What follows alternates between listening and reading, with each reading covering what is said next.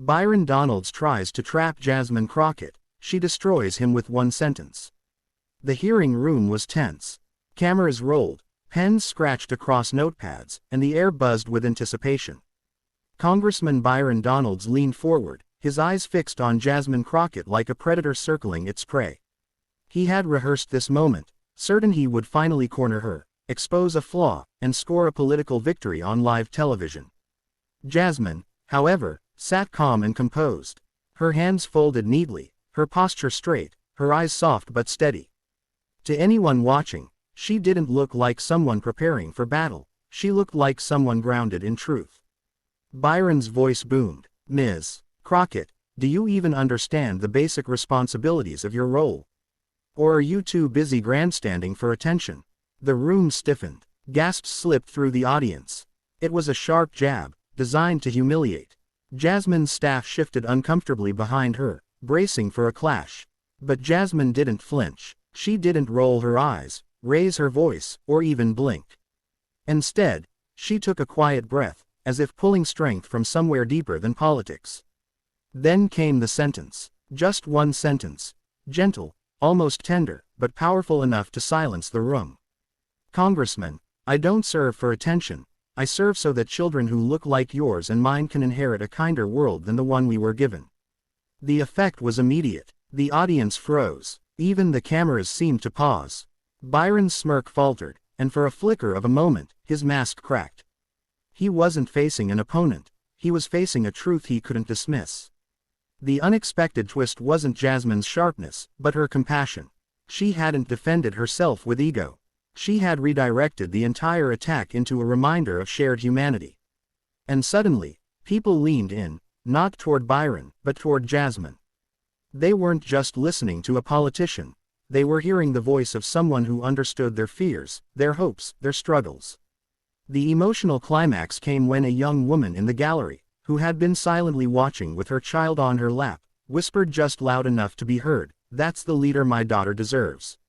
It wasn't just a debate anymore. It was a moment of realization. That kindness spoken with conviction can cut sharper than any insult, that compassion can break down walls pride will never touch. Byron sat back, his silence louder than his challenge. And Jasmine, still calm, offered a small, almost forgiving smile. She hadn't destroyed him with venom. She had destroyed him with humanity. When the hearing adjourned, the clip traveled across the world. Headlines blared about the one sentence that ended Byron Donalds, but those who truly listened heard something more. A call to remember that leadership is not about winning arguments, it's about serving people. And so, as the world replayed Jasmine's words, many found themselves reflecting. Maybe kindness isn't weakness. Maybe compassion isn't soft. Maybe, in a time when division feels louder than unity, it's the strongest weapon we have. The story ended not with humiliation, but with hope. Jasmine Crockett left the room having proved a timeless truth. When you fight with kindness, you don't just win the moment, you change the future. One message. True strength isn't in crushing others, but in lifting humanity higher, even in the heat of conflict. As Jasmine walked out of the chamber, the air felt different. Reporters who had been sharpening their questions for a clash now found themselves silent, almost reverent. Instead of asking, "What did you mean by that?" they were left asking themselves, "What do I mean by the way I live?" Byron, still seated, looked shaken, not in anger, but in reflection. For years, he had trained himself to win with force, with strategy, with verbal traps. But Jasmine's single sentence had shown him something his strategies never prepared him for: humility. In her kindness, she had held up a mirror. That's the twist most people missed in the headlines. This wasn't about a gotcha moment. It was about reminding everyone, even Byron himself, of the simple truth that politics is not a game, it's a responsibility to people. Later that evening, a clip of the exchange went viral. Not just in the US, but in the UK, in Canada, across Europe, and even in communities far from Washington who didn't follow politics at all. People weren't replaying it to laugh at Byron. They were replaying it because Jasmine's words touched something universal: the yearning for leaders who don't just fight, but care. In London, a grandmother shared the video with her grandson, telling him, "This is how you respond when the world tries to belittle you, with dignity, with heart." In Toronto, a high school teacher played the clip for her students and asked them to write about a time when kindness won over anger. And in a small town in the Midwest, a young man struggling to believe that politics could ever be good again watched the video on his phone and whispered, "Maybe there's still hope." The emotional climax was not just that Jasmine dismantled Byron in that hearing. It was that millions of people, across borders and backgrounds, were reminded that compassion is not weakness, it is the very thing that unites us. When Jasmine finally returned home that night, exhausted but steady, she received a handwritten letter slipped under her office door. It read simply, "Thank you for proving to my daughter that strength doesn't have to be cruel. You gave her a reason to believe in tomorrow." She folded the note carefully, placed it in her desk drawer, and smiled. That, more than the headlines, more than the applause, was why she fought. And so the story ends not in division, but in light. One sentence, spoken with courage and love, echoed far beyond the walls of Congress. It reminded us all that no matter how loud the world gets, kindness, delivered at the right moment, can still change everything. One closing message. The world doesn't need more voices shouting to be heard. It needs more voices speaking truth with love. And in that hearing room, Jasmine Crockett proved that one sentence of compassion can outshine 1,000 words of hostility. Weeks passed, but the echo of that one sentence didn't fade. In fact, it grew. Journalists dissected it, analysts debated it, and yet the people who remembered it most were not the political insiders. They were the ordinary mothers, fathers, teachers, workers, the very people Jasmine had been speaking about. Byron himself tried to brush it off, insisting in later interviews that it was just a clever line. But when he said it, his voice lacked its usual certainty. Somewhere deep inside, even he knew it was more than that. Jasmine hadn't just outsmarted him, she had disarmed him, because kindness wasn't something he had prepared to fight. The real twist came one Saturday morning, at a community event in Florida where Byron was speaking. During the Q&A, a teenage boy stood up, his voice shaking but loud enough to carry. "Congressman, if Ms. Crockett said she serves so kids like me can have a kinder world, do you believe the same? Or not?" The crowd went still. Cameras caught Byron's face in that moment, not angry, not defensive, but humbled. And though his answer stumbled, it was clear the question had pierced him in a way no opponent's insult ever had. Back in Texas, Jasmine didn't even know about the boy's question until a volunteer showed her the video. She watched quietly, then smiled that same small, forgiving smile she had worn in the chamber weeks earlier. Her smile said everything. This wasn't about winning over Byron. It was about awakening something better in everyone, opponent and ally alike. And then came the most unexpected twist of all.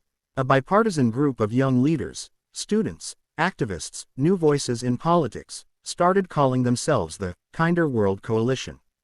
Not a party, not a campaign, just a movement built around one simple promise, that leadership must be rooted in humanity. What began as a viral clip grew into community service projects in Detroit, youth debates in Toronto, kindness campaigns in London schools. One woman in Manchester even started leaving handwritten notes for strangers on buses, inspired by Jasmine's words.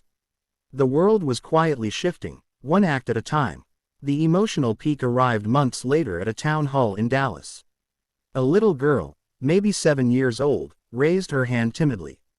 When Jasmine called on her, she whispered into the microphone, "When I grow up, I want to help people the way you do. 'Cause you didn't yell, you were nice, and nice won." The room erupted into applause, not the thunderous applause of politics, but the warm applause of hearts opening at once. Jasmine bent down, hugged the little girl, and whispered back, "Being nice is the strongest thing you can ever be." And that was the truth. Not just for that girl, not just for Jasmine, but for everyone listening around the world. The story began as a confrontation. It ended as a reminder. Sometimes, the greatest victories don't come from arguments, but from compassion. And long after the headlines faded, Jasmine Crockett's one sentence lived on. Not as a political jab, but as a seed planted in countless lives, quietly growing into a movement that proved kindness doesn't just survive in a hard world. It thrives. One final uplifting note. What destroys division is not sharper words, but softer hearts. Jasmine showed us that when kindness speaks, the world listens. Now we can extend into how this one sentence keeps shaping lives years later, giving it a timeless, uplifting close, like a story that lingers in the heart long after it's told. Years later, people would still talk about the sentence. Not everyone remembered the date of the hearing. Some couldn't even recall the details of the issue being debated. But everyone remembered how Jasmine Crockett had looked her opponent in the eye and, instead of answering cruelty with cruelty, had spoken of children, of kindness, of a future worth fighting for. It had become more than a moment. It had become a lesson. In schools across America, teachers began using that clip as part of civics lessons. Watch closely. They'd tell their students, this is what leadership looks like, not just having the sharpest mind, but the kindest heart. In a university in Canada, a student delivering a commencement speech quoted Jasmine's words and dedicated them to her immigrant parents, saying, "Because of people like her, I believe my children will grow up in a world where compassion is respected as much as strength." Even in small villages abroad, where American politics usually felt distant and irrelevant, her sentence was shared on social media as a universal reminder. Leaders don't have to dominate, they can uplift. The twist no one saw coming was that Byron himself eventually changed. Slowly, quietly, in ways that were less about headlines and more about humanity. At a later community forum, he admitted, almost reluctantly, that sentence, "It stays with me. Maybe more than I want to admit. It made me rethink what kind of example I'm setting for my own kids."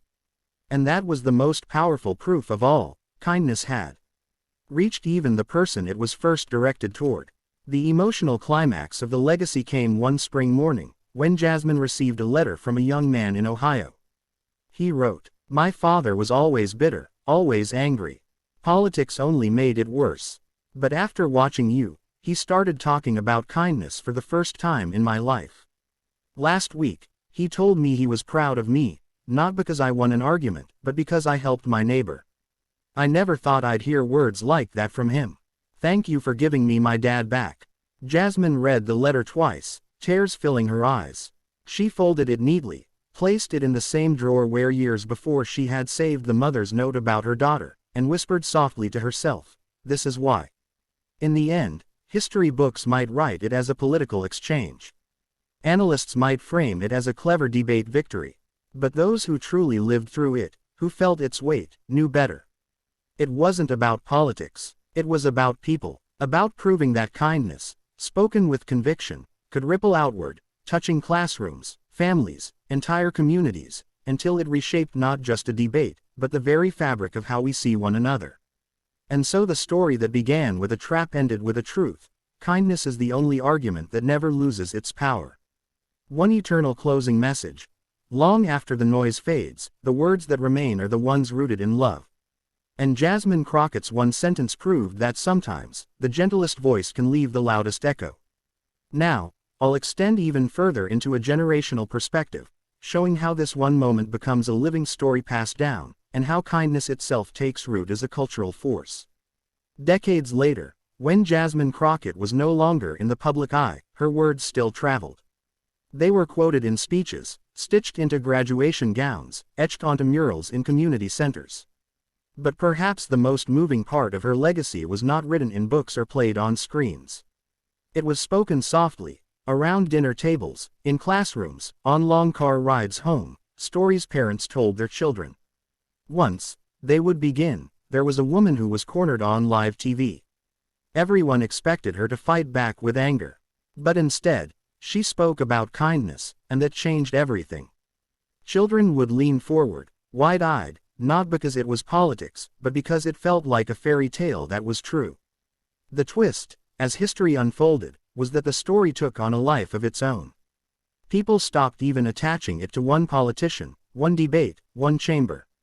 It became something larger, something timeless, a parable of kindness triumphing over cruelty. And in that way, Jasmine's voice outlived even her presence. One snowy evening in New York, a mother tucked her son into bed. The boy was nervous about school, worried he'd be teased again for being different. She stroked his hair and whispered the same sentence Jasmine had spoken decades earlier. "We live, we learn, and we fight for a kinder world than the one we were given." The boy smiled, not fully understanding the history, but feeling the warmth of it. And in that moment, Jasmine's sentence was alive again. The emotional climax of the generational story came at a United Nations Youth Summit years later. A teenager from Ghana stood at the podium and, in front of delegates from every corner of the globe, repeated Jasmine's words to thunderous applause. "I don't serve for attention," she declared, "I serve so that children who look like yours and mine can inherit a kinder world." And there it was, the echo, the seed fully grown into a tree whose branches stretched across nations. Byron Donalds had long since faded into history. The clash that once seemed so important was remembered only as a backdrop. What remained was Jasmine's sentence, carried by children, by teachers, by dreamers, by ordinary people who refused to believe kindness was weakness. The story that began in a heated hearing room had become a living testament that one voice, steady and compassionate, can outlast the noise of an entire generation. And as the years rolled on, the truth held firm: power wins moments, but kindness wins centuries. One generational closing message: the words we choose today don't just shape arguments. They shape the stories our children will carry forward. And when those words are rooted in kindness, they never die.